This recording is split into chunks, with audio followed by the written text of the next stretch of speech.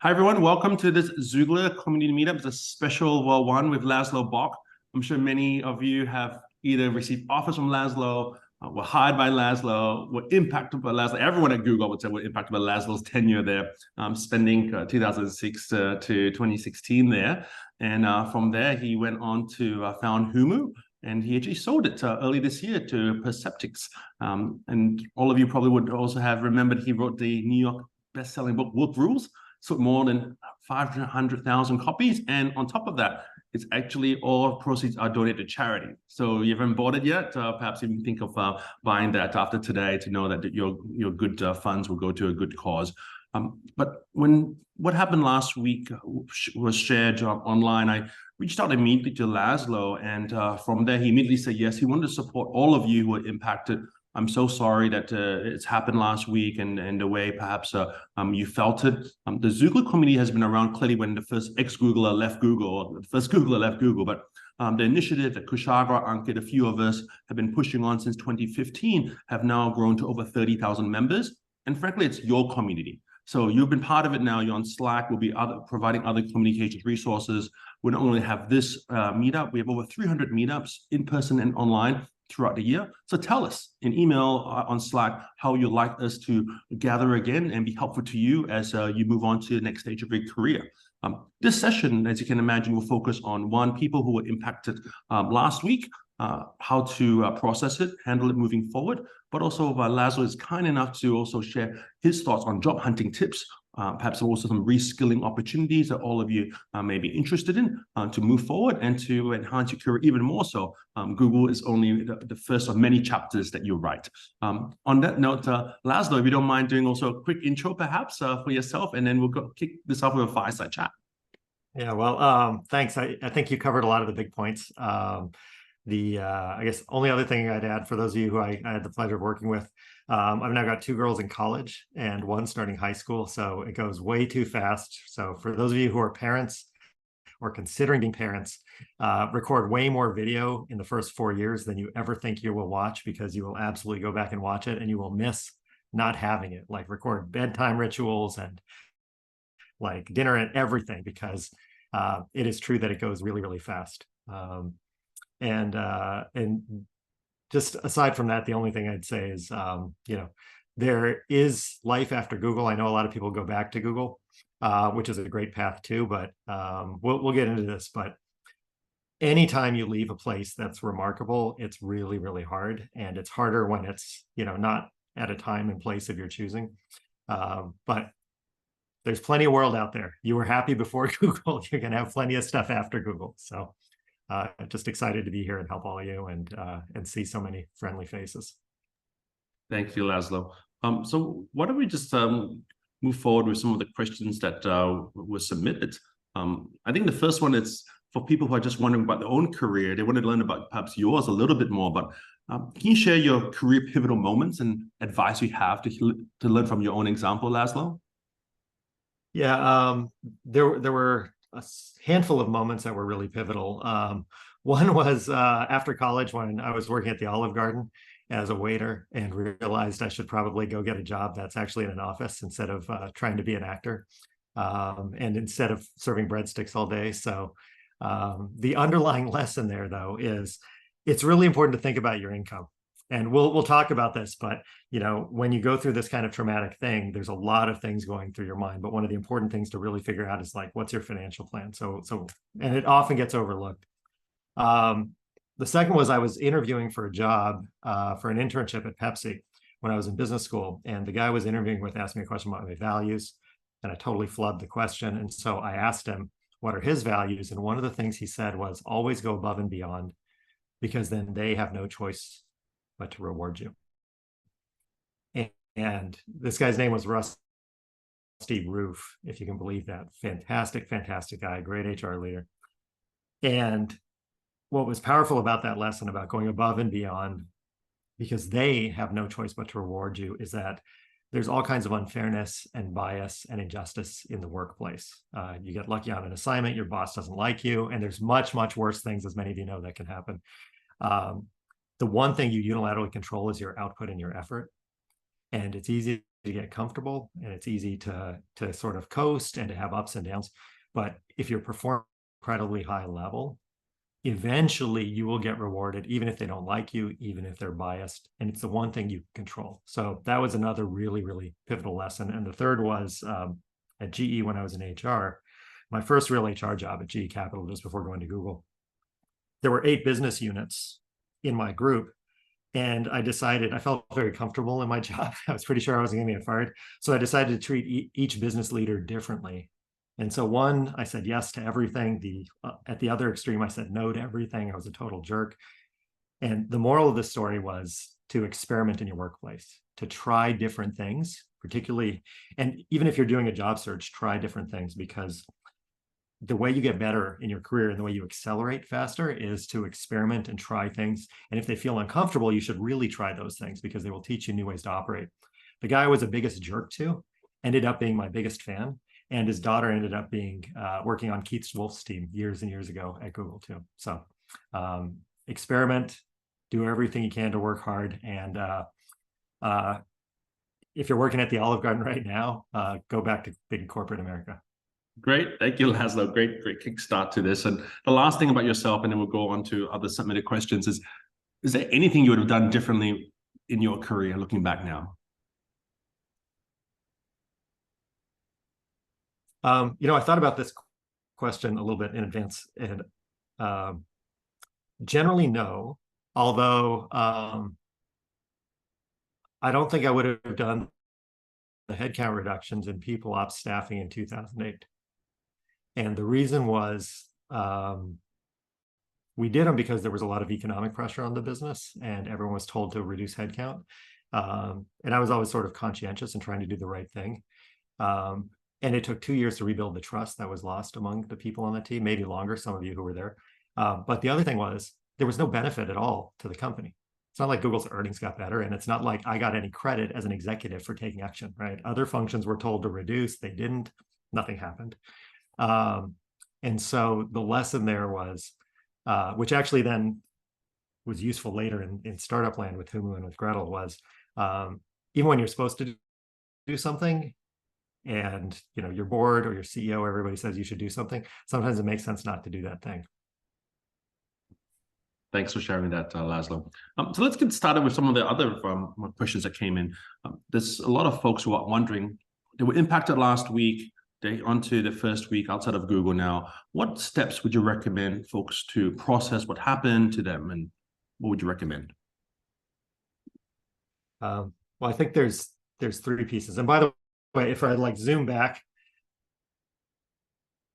it's an awful thing to happen to you individually. I'm not going to say, oh, it happens to lots of people and that makes it better. It doesn't. But the people who make these decisions are senior executives. And what you should know is when senior executives change jobs, they really only exit one of 3 ways. They go to a bigger, better company, they retire, or they get fired or asked to leave. And, it's very hush-hush and quiet and behind the scenes. But what you should know is not only are you not alone in this, but this is how most executive careers end. There's a quiet conversation. There's just, this isn't the right time. And then somebody sort of fades or makes a decision to spend more time with family. And sometimes that's really what's going on. But a lot of time, or somebody has sort of said, oh, I have this big C-level job, but now I'm going to move into this different job. And the scope is narrower, but I'm getting a lofty title. Well, that's you being pushed aside as a senior executive. So the first thing to understand is this happens at every level of the organization. And even to the senior executives who make these kind of decisions. So you're not alone in it. In terms of processing, I think there's 3 steps. One is emotionally, it just sucks. It just feels terrible. You feel rejected, you feel like you failed, there's shame associated with it. How do you explain to people? How do you tell your family, your kids, your partner? Do you tell the world? It just feels bad. And it shouldn't, because it's just business. And that's the second thing. So emotionally, it's okay. Feel bad, feel terrible, cry into your pillow, go for runs, whatever, go on a bet, whatever gives you comfort, take that comfort and just feel the pain. And that's the emotional side. You got to work through it. The second, though, Oh, and well, the second is on the rational side, what you need to understand, and this won't help with your heart, but what will help with your mind is it's not about you. It's not personal. And even if there's some behind the scenes, oh, we looked at perf ratings or it's actually not personal. Some senior executive made a decision about we got to have so much earnings per share, reduced cost by somebody, and somebody built a spreadsheet and they said, oh, well, this is how many heads it is, and this is a, and nobody in the spreadsheet said, hey, by the way, for every 5 people we fire, if we reduce exec comp by $1 million, just reduce the bonus pool a little bit, we can actually save. And nobody thinks, well, we're actually going to be hiring a ton of people next year or the year after that. That's not how business people think for whatever reason. But it's not you. It really, really is not personal, even though it feels like the most personal thing. It's not. It's a spreadsheet, and your number came up, and it sucks. But rationally, nobody is weighing your soul. Nobody is weighing your character. Nobody is even weighing really your contribution, because you did a lot of stuff. All of you coming from a place like it, you're all good performers. You're all incredibly capable people. So it's not you.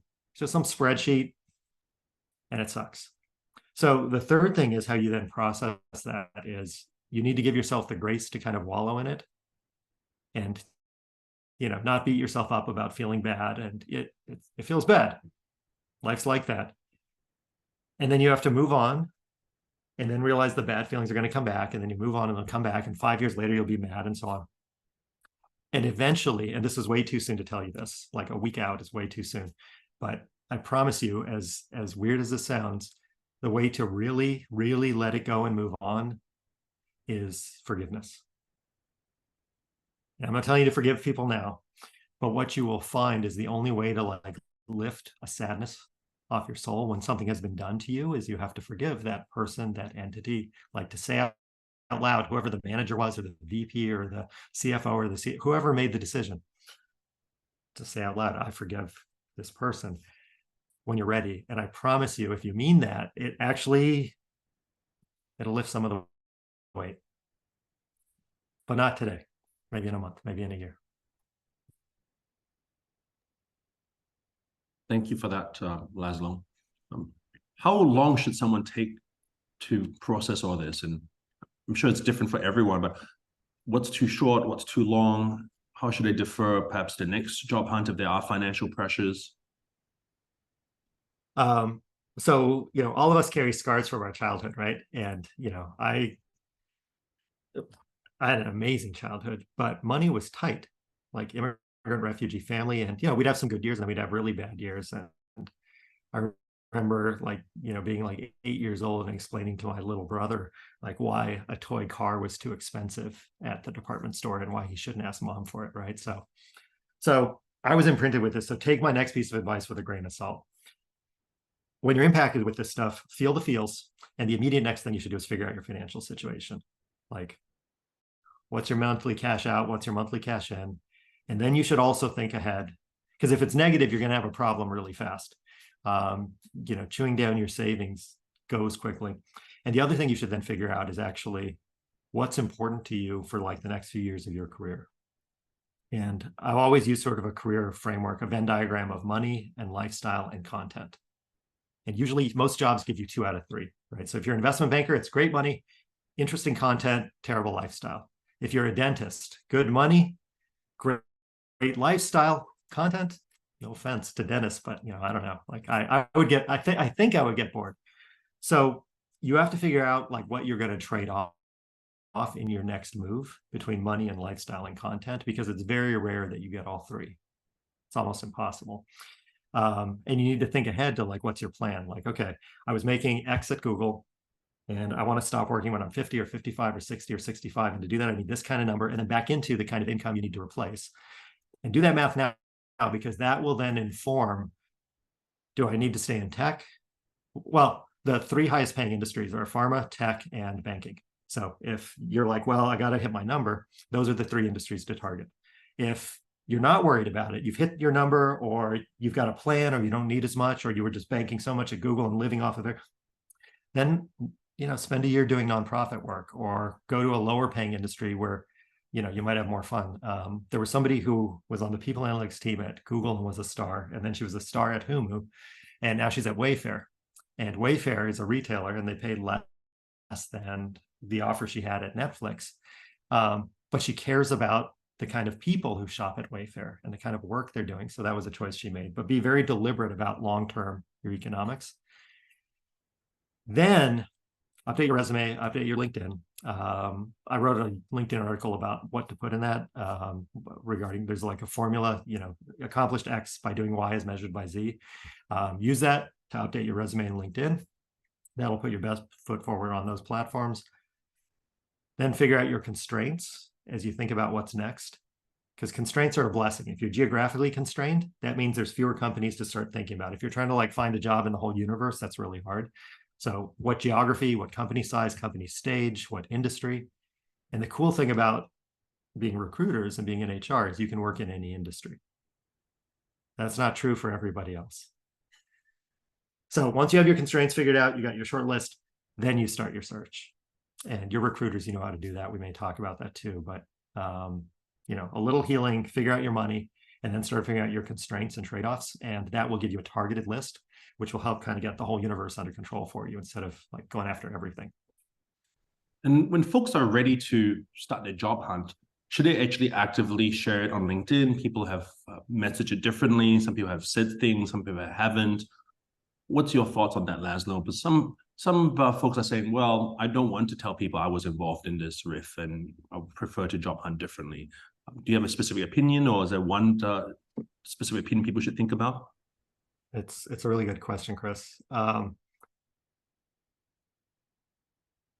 an emotional and a rational component again. Emotionally, if it doesn't feel good putting it out there, don't put it out there, right? Like there's a lot of shame associated with being impacted in a riff. There just is often. So, don't feel like you have to put it out there. I will tell you rationally though, and this is based on not just the Google tenure, but, through my Humu run, I probably interacted with like 500 or 600 or 700 CHROs of, probably like 80% of the Fortune 500 plus a bunch of, mid-sized and smaller companies. No one cares anymore. Reductions in force, particularly in recruiting, are just part of business today, and there's no stigma or negative sentiment attached to it at all. In fact, a lot of companies view it as like an amazing time to scoop up talent because, a lot of companies could probably never get any of you because you're at Google, you're having a good time, surrounded by great people, doing meaningful work, eating free lunch, and not everyone offers free lunch. They offer all the other things. So now is their opportunity. So particularly if you would look outside the industry, you're going to have an advantage. What also happened in tech over the last 10 years is companies, you've seen all this. Everybody posts a list of people who were impacted and everyone looks at those lists and screens through them. So within tech, there's actually a proactive effort to help people who are impacted because tech very much understands it's not personal or a reflection of performance. So I wouldn't make it the first bullet point on my resume. I think the people who are posting, for example, on LinkedIn saying, hey, I was impacted if roles are open, keep me in mind. That's a good way to kind of activate your network. I wouldn't feel shame in it. And so it's a personal decision, totally up to you if you want to put it, but it's not going to hurt you. And honestly, it's kind of an easier explanation and it will be easier in conversation in your heart. In an interview, if somebody says, why'd you leave? Like, yeah, there's lots of reasons and there always are, but if you just say, oh, every 5 years, Google pulls back on recruiting, it doesn't make sense because the next year they're going to hire all the recruiters again. But, this was my year. So, I'm out in the market. That's easier to say than coming up with a narrative. That's perfect, especially as folks are going through this right now of what to say and not to say publicly. And then when you're in these one-on-one conversations with someone that may want to hire you, how should they counter some thoughts? People may think that, well, didn't Google get rid of the low performers first? And you just shared specifics of how to counter that. But anything else someone should indicate how they were a strong performer and what they should prepare? Maybe they have had their evaluations. How would you recommend folks counter this, Laszlo? So two things. One is, because I'm kind of scanning the questions on this one a little too. To the specific question, Yeah, if you were a high performer, if you were like in the top half, I don't know what the rating scale is now, but you should list that. If you were promoted faster than every 2 years, you should say that. If you exceeded your hiring metrics, you should absolutely say that.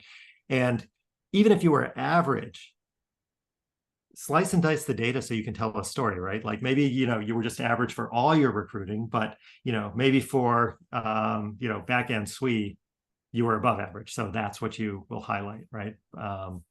All the good stuff. The questions, but no one's gonna, so that's how you counter it. No one's gonna like, one man's opinion, nobody's going to ding you in the process for this or assume you were going to a low performer, because the whole industry is contracting. Everyone's doing layoffs. If it were just one company, it'd be a little harder to make that argument, but everyone sees this. Jordan posted a question about, do you think we're losing some of our negotiating power by announcing on LinkedIn? It's a great point. Yes, you do lose negotiating power in the short term, but the way to offset that is to get a second offer. Or, I mean, you've had people do all these things to you, right? Oh, well, yeah, I was riffed, so I'm looking for something, and this is a great offer, but I'm also talking to this other company. It could be a first conversation, it could be a second, it could be an offer. Like, you all know how people have negotiated with you. And then Nicholas wrote, I'm pretty certain that I've always been ignored on those lists. So that's actually a fair criticism. I've seen the lists, and I've actually reached out to people on the basis of it, but my point more was that it's a way for people. It's evidence that people are trying to be helpful rather than stigmatizing people who are impacted. Not that they're per se helpful. It's a bummer if they're not. So, sorry, Chris. No need to be sorry, though, please. And a lot of people are trying to figure out, should they actually take some time off and extended time off, and to try to think about, well, clearly I've been a passionate people operations person, but given the industry, should I even apply for jobs these days versus thinking about switching careers, or even perhaps taking extended time off to study or do something else and come back when the market it's a bit more of a bit better for myself. Do you have any insights on that, Laszlo? Yeah, it's a tough market. Generally right now, it's a tough market if you're recruiting or in people ops. So it's a tough market right now. First is make sure you can afford it. And not just, you'll have 3 months reserve at the end of taking a year off. Like 3 months, I would freak out if I had 3 months reserve, right? So, make sure you have the economics to sustain it. Going back to school is a good option, but the cycles for, like grad school and things like that are kind of long. But if you're taking classes or just trying to kind of stay engaged in the world or stuff, that's a great option. My general advice, and this is kind of terrible, is it's better to get a job fairly quickly. I mean, don't like compromise and take some awful job at a company you hate. Don't take a massive pay cut if you've got a couple conversations going, or you're just worth more than that. But when you have a job, you can still look for a job. That's in fact what most people do. And in fact, you wouldn't be very successful recruiters if you weren't able to convince people to look for jobs while they have jobs. So if you have the time, or you need it for yourself, absolutely take some time off, decompress, enjoy. I actually wish I'd taken more time off after I left Google before starting Humu, just to like live and decompress a little bit. So that's a worthy thing. It's not a bad thing, but it's also not a bad thing to, like, if you get a job offer and it's a good job at a good company with good comp and good people, but it's not your perfect dream job, take the job, because you might grow to love it. And you can keep looking for a job. You'll still get calls. You'll have a platform. You're in a better negotiating position. And, it's not disloyal or anything to do so. It's not evil or wrong. Because remember, companies will lay you off. It's not like they make a promise to keep you once you accept that job. So the complement of that relationship that companies have established is they should have no expectation that you're going to be there for like 5 years or 2 years or 1 year or even 6 months. The sales process doesn't end once you accept the job. They got to make you want to be there. It's got to be a compelling environment. They have to deliver on what they said they were going to deliver. So my advice would be, if you can afford it, absolutely take some time, decompress, live life, then get a pretty good job rather than waiting for the perfect job. And when you have that pretty good job, keep looking for a job. Laszlo, for me, when I was looking for a job in 2005, 2006, Google was the dream job. And I think a lot of people on this call would say Google was their dream job and still could be the dream job. And how do we reset our expectations and find our next dream job from here? Well, first, yeah, Google's a pretty amazing place. I mean, I haven't been there in a long time, but I used to believe, and I imagine it's still true, that even a bad day at Google is still a better day than at most companies, right? Like I used to joke that, oh, they ran out of lobster bisque today. What a terrible day at Google. I wasn't able to get my favorite lobster bisque. I, had to have one of the other 8 soups they were offering. So what you have to appreciate is, one, these kind of alignments of an amazing team and mission and environment and money, and they don't happen that often. They happen very, very rarely. And in most people's careers, they never happen. So you should count yourself lucky that you got to experience some of this. And I don't mean like, oh, thank you, Google, you did this good gift, because you actually built the place. You literally, recruiters, built Google. Google wouldn't be there without all of you hiring everybody else, right? But those alignments happen very, very rarely in careers. And, again, you're lucky if you get one. Most people don't get any. They just work and grind and kind of push through. And, so be grateful that you had that experience. Again, not grateful for the way things turned out, but treasure that experience. But number 2, don't turn into the stereotype of the, person sitting at the bar 40 years later talking about the football game that Taylor Swift sings about, right? Like, you don't want to, it was great. It happened. It's part of your history.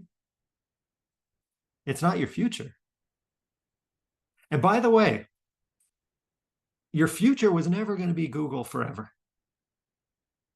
Never. Like, eventually you were going to retire, get recruited out, switch jobs, like something. I mean, Stacey Sullivan, who I love dearly, is probably the only person on the planet for whom Google is their future, right? Like, they were in the first 50, and they're going to be there until until the end, right? But for the rest of us, it's a chapter. It's not who you are. So it was amazing. It was fun. Stay close with the friends. It's why I set up like the People Ops LinkedIn group, which, is quiet, but it's nice to have friends to like reach out to. Every year I get together my old leadership team. Every once in a while, like when I go to London, I'll get together. Stefan Toma helps organize like a little reunion once in a while. Like, it was an amazing, special time. And I'm so glad I got to enjoy it and have it. And it's so good to see your faces again. And it's amazing to have new stuff. The Gretel team's fantastic. The companies I advise are amazing. I spend so much time with my family, so there's a lot ahead. There's a lot ahead that's going to be amazing for each of you. So the next step from here after Google, it's like Google has such great compensation, great food, great people. How should people start thinking about, as you said, the future? And it does take a strike at the ego if you're accepting a job that's paying you less, and the food aside, right? There's a lot of great opportunities that Google has provided all of us. How should someone think about that and reset?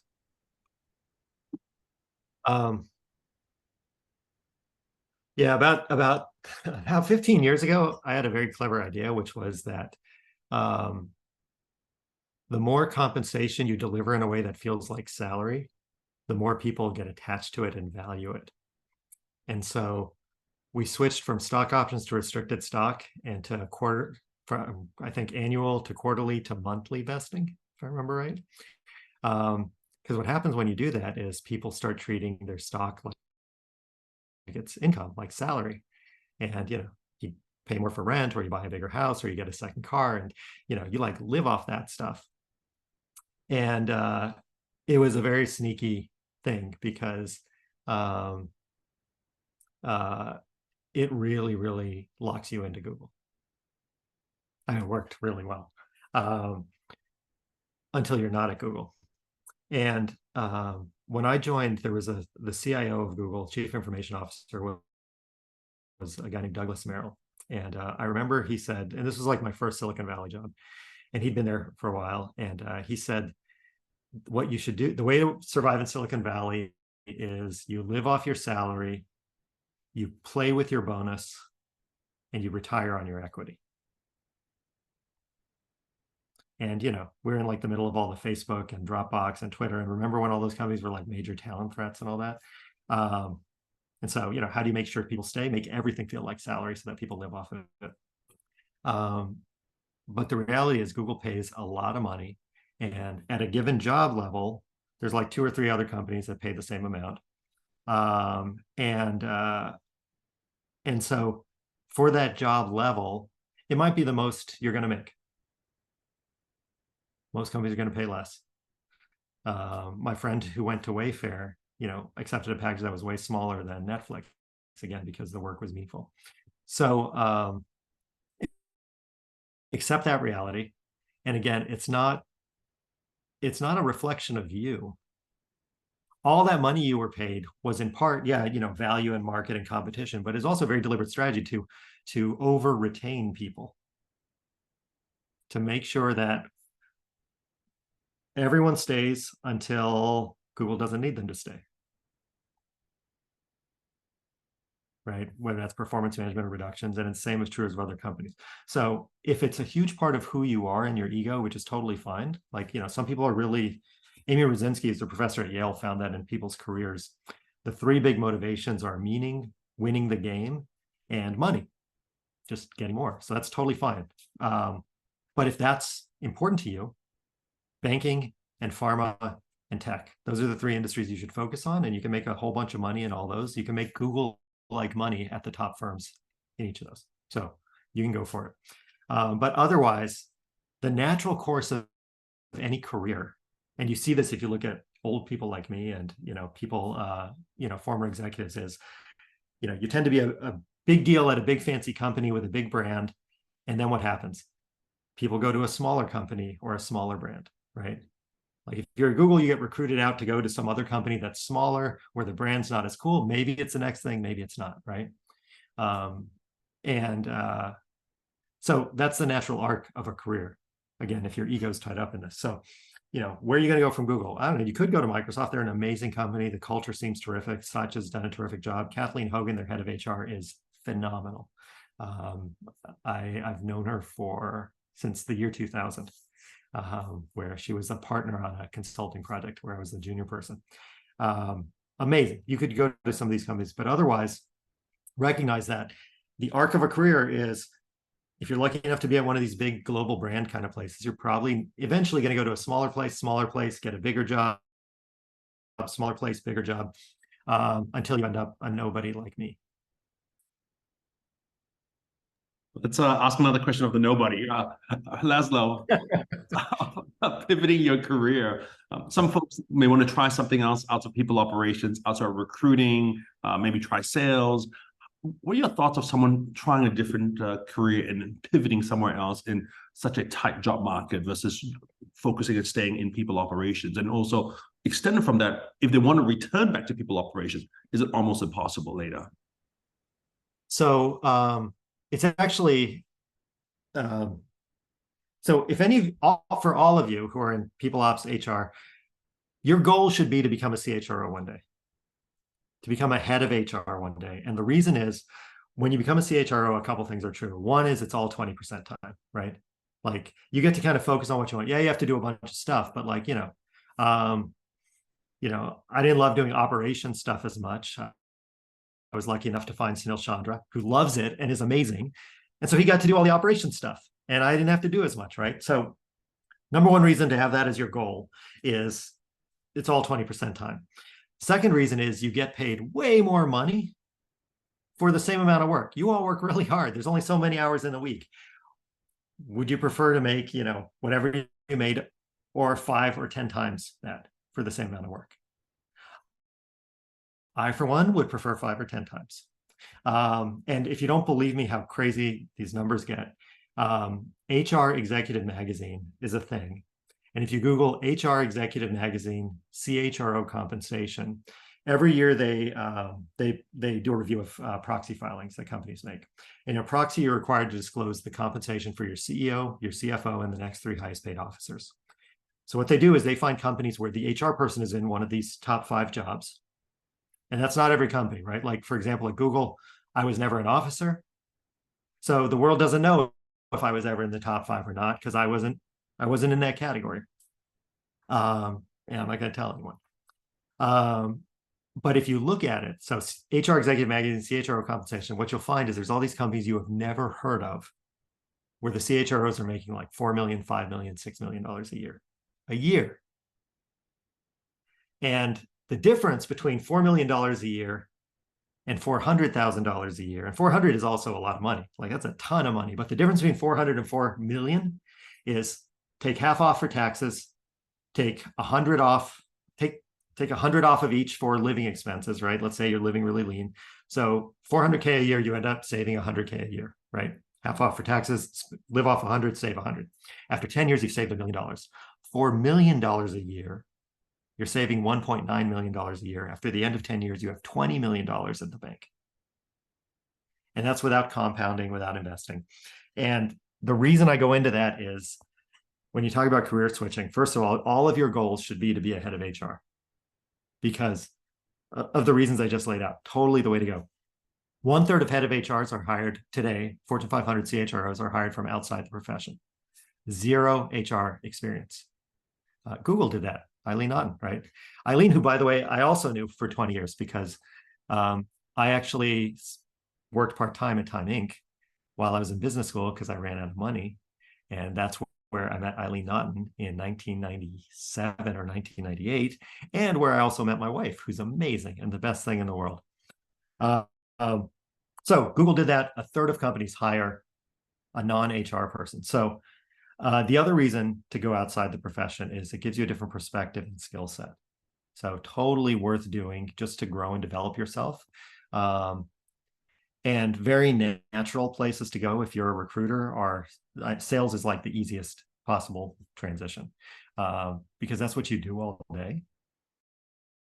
And you're all charming, smart, thoughtful people. And I will tell you, having worked with a lot of you, you'd be amazing. And then been a CEO where I hired salespeople, you'd all be amazing salespeople. Way better than the average of what's out there. But any field, like get that experience, then come back in. And companies will actually probably value you more highly if you've come from outside the profession a little bit and come back in, except for a very small percentage, which will be very like hierarchical, and you kind of don't want to work at those companies anyway. Thank you.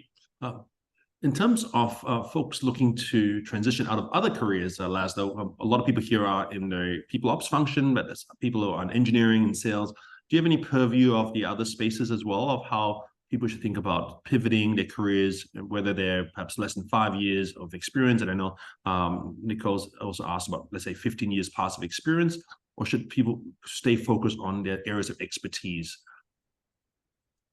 Yeah, I think when you have different levels of experience, there's kind of the baseline stuff, like get your resume right. The second thing is actually practice your interview answers. Most people don't do this. Like this, I mean, I'll be sensitive to time. There's a longer story, but basically you all know the interview questions people are going to ask. Literally practice out loud how you would answer those questions, because what it does is then when you get asked those interview questions, you can give an answer and your brain is free to sort of flex and adapt to the other person, right? Is the body language good? Are they liking this? Should I go in one direction or another? Because most people don't do that. They just focus on answering the question. They miss the opportunity to influence their recruiter and their hiring manager and adapt. And your odds are better of getting the job if you can adapt and flex. And the third thing is think about switching industries, because again, like the Google brand is fantastic, but been a little battered the last few years, like relative to kind of where it had been. But the same is true of all of tech. Once you go outside of tech, the Google brand is gold. Like Google is still the best place to work for, the most amazing, innovative place. It doesn't always feel like that when you're inside at Google, But from the outside, from the non-tech perspective, that's absolutely the view. So think about that. And then depending on your tenure and years of experience, if you're early career, like a few years out, 3 to 5 years out, don't be shy about going back to your college and looking at jobs there. If you have a side hustle, downplay it. Old hiring managers like me not like me, I'm old. I don't mind side hustles. But most hiring managers don't like that because it demonstrates lack of commitment, which is total BS, because what do CEOs do? They sit on a whole bunch of boards, for which they get paid $200,000 to $500,000 a year, which are side hustles. But hiring managers don't like it. So, if you're an influencer, if you got your own thing, downplay that. And then finally network with your friends, because they'll hear about stuff aggressively. They'll hear about stuff opening up within their companies before it gets posted.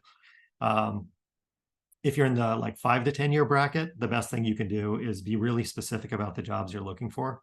Because 5 to 10 years is the sort of tenure level where you could go in a lot of different directions. I've been a recruiter, I could be an HR person. I've been L&D, I could go into HR. The problem with demonstrating your flexibility in the outside world is when somebody's trying to fill a job, they have a very specific box to fill. And so you want to figure out what that box is and fit that box exactly. So you might actually end up with like 3 versions of your resume, like a recruiter, an HR, and an L&D resume. And depending what company you're talking to and who you're talking to, you tell them your lifelong dream has always been to be a recruiter, an HR person, or an L&D person. But the more specific you can be, the better. And then finally, if you're further in your career, like 10 years out, figure out your industry focus, and then go to the websites for the top 5 exec search firms.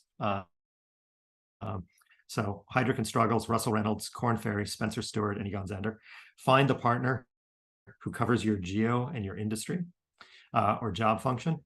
And then just reach out to them directly and say, hey, I've done this at Google. I have this kind of experience.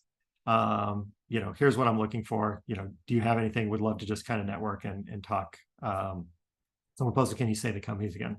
Heidrick & Struggles, Russell Reynolds, Spencer Stewart, Korn Ferry, spelled with a K for some reason, and Egon Zehnder. Just let them know you're looking.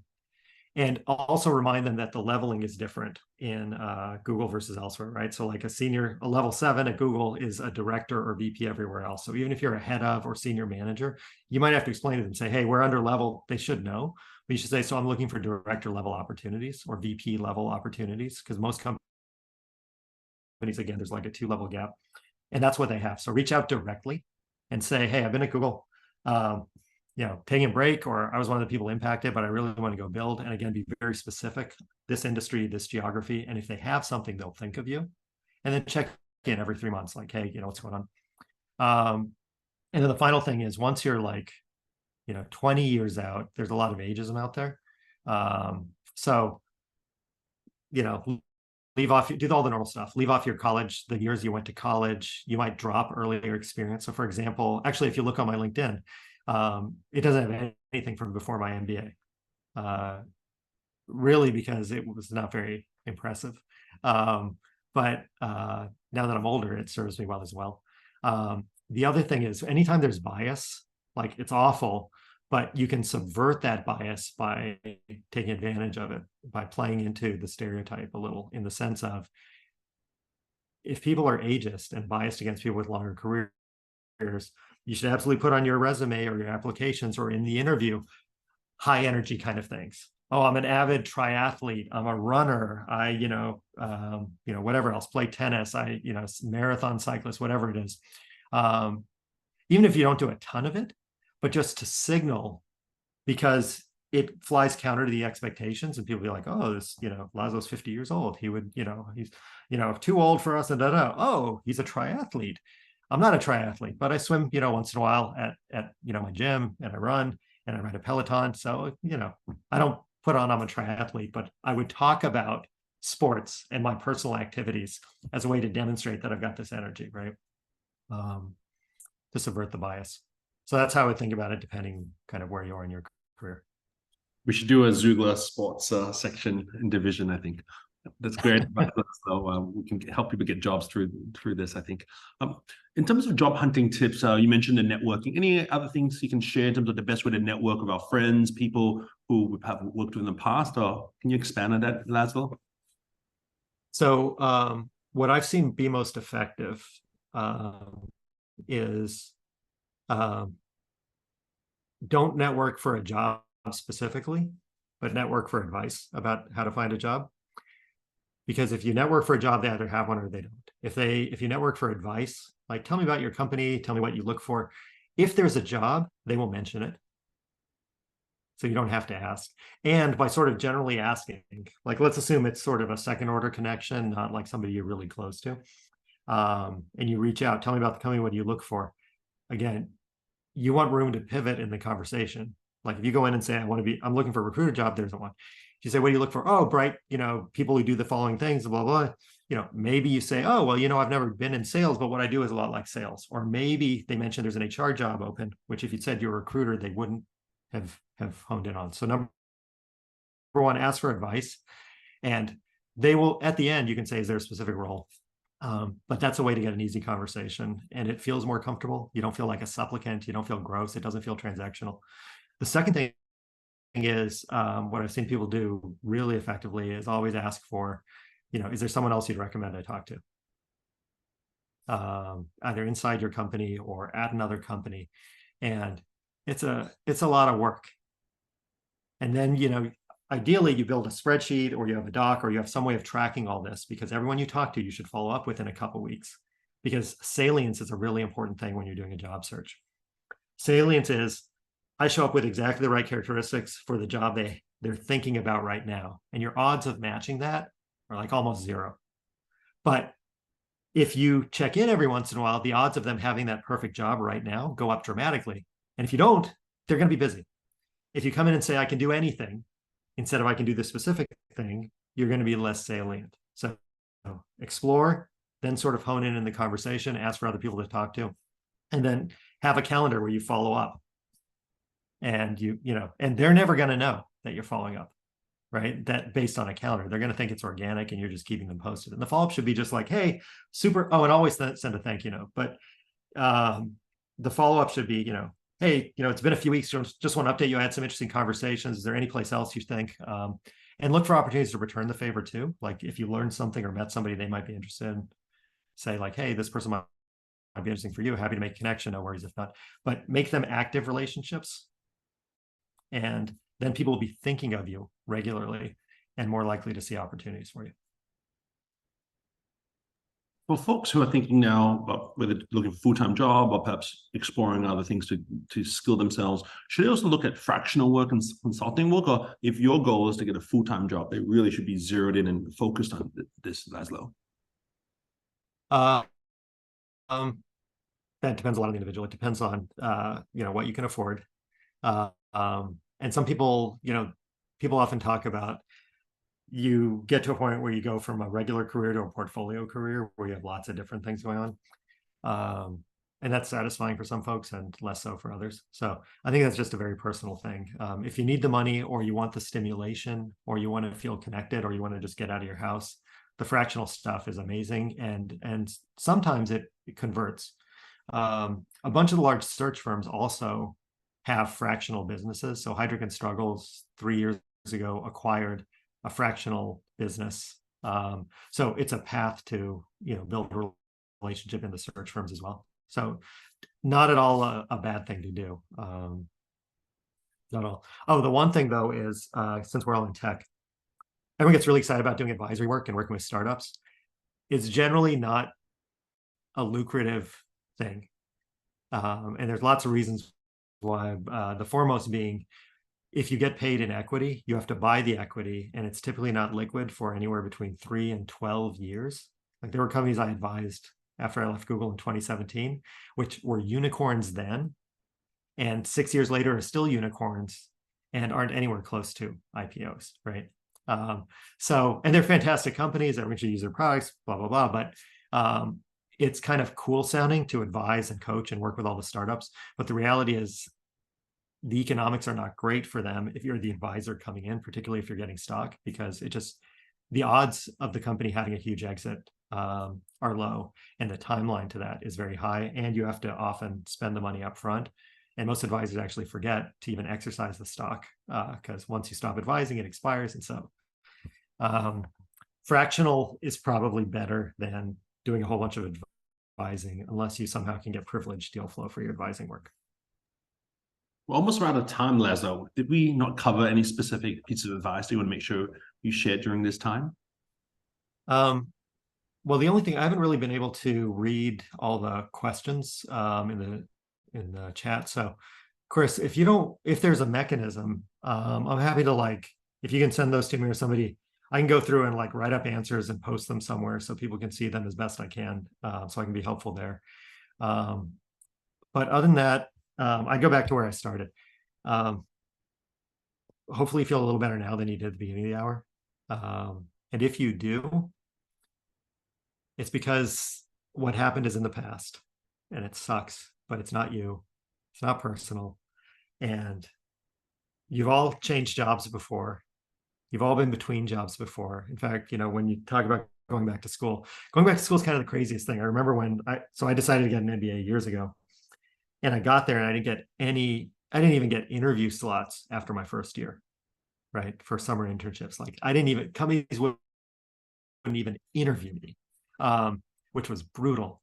And I remember sitting there thinking, this is freaking crazy, because I quit a high paying job and I'm paying $80,000 a year for this school and covering so it's like 100,000 plus in cost each year. And I don't have a job. I like quit a job to take on all this debt. But the moral of the story is you've all gone through kind of these ups and downs and gaps and switch jobs and things like it's what happens in careers. The macros right now are really tough. Tech industry is under a lot of pressure to hit earnings targets. If you've been following the DOJ arguments against Google, there's a whole bunch of interesting things in there about the finance team kind of saying, we missed the quarter. Can we do any tweaks to the ad engine to generate more revenue so we can hit the number? The sales team missed their numbers. They're going to feel bad if they miss another quarter. And that's just how most companies are. So it's not you. It's not personal. And you're all amazing. If you were able to get these jobs at Google, even for those of you I didn't work with, the people I recognize, Hashona's phenomenal. Steve's amazing. Like so many of you. Cliff is terrific. The rest of you who I don't know personally, I know you're great. And you'll find something amazing. The Google brand is gold. It might take a little while, but you're going to be fine, and you're going to go on. And the cool thing is you might be able to parlay it into a bigger role where you can build your own team, where you can get hired because they want you to bring something special to it. You can kind of craft your own ideal, not a mini Google, but a mini Steve or a mini Hashona or a mini Michael or a mini Guy. And it's your own thing that you get to grow from scratch and imprint. And that kind of building is some of the most fun there is. So I can't wait to see what you all do, and happy to do anything I can to support you all too. Thank you, Laszlo. 2 more questions for me, if you don't mind. The first one, it's an easy one. What books are you reading right now you recommend people to read, or podcasts that you should listen to? And the final one is, what can the Xoogler community do to be helpful to you, and what perhaps you're interested in these days? Well, on the first one, I actually, the 2 startups startups are hard. And we sold Humu about 4 weeks ago. So I've totally, those of you who remember, I kind of like comic books. So I've actually just been reading a bunch of comic books lately. So I just read Deceased by Tom Taylor, about like a zombie DC universe. And with my youngest daughter, we just finished reading for her and rereading for me the compendium of Robert Kirkman's Invincible. He's the guy who did Walking Dead, but Invincible is a superhero story. But it's like, I was like, like each volume is this thick. There's 3 volumes, but it ran for 15 years. But it's like a really human, amazing story, particularly like the last third of it. So that's what I'm reading. Sorry, it's not smarter. And then, oh, wait, hold on, though. I did just get a copy in the mail from my friend Amy Edmondson, right kind of wrong. So she's a psychological safety person. So this is next on my reading list, and I will tell her I'm promoting it to all of you. And then helpful, as dumb as it sounds, this has actually been helpful to me because it's just so good to see so many friends that I haven't seen in so long. And I deeply, deeply wish the circumstances were different. I wish it was at Disneyland, meeting everyone again. But it's really good seeing everyone's face and remembering, and you know, nice to be able to offer some advice, and I hope it's helpful. Thank you so much, Laszlo. On that note, hopefully we'll all see each other in Disneyland one day. Thank you everyone for joining. I'm so sorry how it's impacted you, but we're coming together to be helpful to you. All of you are also leaders in yourself, and raise your hand up if you want to help us organize more meetups, more discussions. We already have over 100 volunteers and over 30,000 members. So reach out if we can do anything to help you personally right now. And in the future, I'm sure all of you will be able to help each other too. And Laszlo, thank you again for taking the time out, and everyone, look forward to chatting with you on Slack. Take care.